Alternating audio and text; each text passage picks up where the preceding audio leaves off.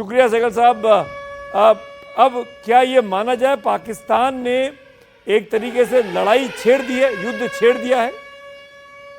रक्षा मंत्री की इस वक्त बैठक चल रही है तीनों सेना प्रमुखों के साथ। इस वक्त की ये बड़ी खबर है, पाकिस्तान की इन हरकतों के बाद डिफेंस मिनिस्ट्री हरकत में है।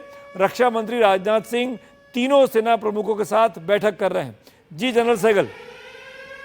देखो, जहाँ तक पाकिस्तान का ताल्लुक है, पाकिस्तान की तरफ से 5th इंडो पाकिस्तान वॉर की शुरुआत हो गई है। पाकिस्तान ने अपनी तरफ से बिना घोषित के फुल फ्लेज्ड वॉर डिक्लेयर कर दिया हिंदुस्तान के ऊपर। बड़े पैमाने पर उसने एलओसी के ऊपर और आईबी पंजाब के कुछ इलाके में फायरिंग शुरू कर दी है। साथ ही साथ उसकी कोशिश है कि राजस्थान में और गुजरात में भी जहाँ जहाँ उसको मौका मिले वहाँ वहाँ कार्रवाई कर रहा है। लेकिन हिंदुस्तान ने उसकी जितनी भी कोशिश हुई है सबको नाकाम कर दिया है। उसने अनेकों मिसाइल फायर किए, तकरीबन 60 से 70 ड्रोन फायर किए, सब के सब जो है विफल हो गए।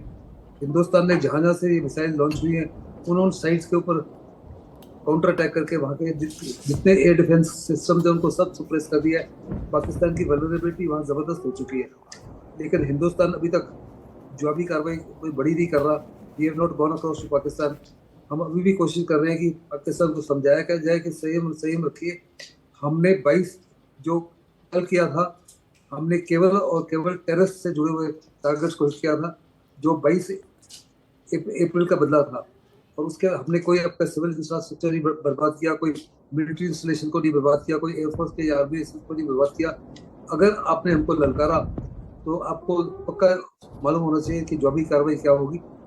जब जब आपने लड़काया 48 में, 65 में, 71 में, 99 में, आपको बड़ी ह्यूमिलिएशन का सामना करना पड़ा है। तो अभी भी साफ तौर पे आपको ह्यूमिलिएशन के अलावा और कुछ नहीं मिलेगा। मुझे पक्का यकीन है जो राजनाथ सिंह बात कर रहे हैं तीनों चीफ के साथ में, हमारी कोशिश होगी कि हम युद्ध को और एस्केलेट ना करें। लेकिन अगर पाकिस्तान बाज नहीं आया तो हिंदुस्तान के पास कोई ऑल्टरनेटिव नहीं, अब तो साफ हो गया जनरल सहगल, ये तो साफ हो गया कि पाकिस्तान बाज नहीं आ रहा है। पाकिस्तान तो कैसे बाज आ सकता है? चोर चोरी से जाएगा, हेरा फेरी से थोड़ी जाएगा। वो फिर वही काम कर रहा है जिसकी वजह से हिंदुस्तान लगातार 2 दिन से उसको आगाह कर रहा है कि शुरुआत 22 अप्रैल को हुई थी। 7 मई को हमने आतंकी ठिकानों को निस्तानाबूद कर बदला ले लिया, बात खत्म हमारी तरफ से, और बड़े प्रिसीजन के साथ किया, किसी भी सिविलियन की नहीं जान गई। उल्टा हमने देखा पाकिस्तान में जो जनाजे निकले आतंकियों के, उसको पाकिस्तानी फौजी कंधा दे रहे थे। पाकिस्तानी फौजी वहाँ पर उनके इंतकाल के उसके समय खड़े हुए शोक जता रहे थे। तो ये सब चीज़ें पाकिस्तान के आतंकी नेटवर्क और सेना के बीच की मिलीभगत की बहुत साफ हो गई है बीते 24 घंटे की तस्वीरों में।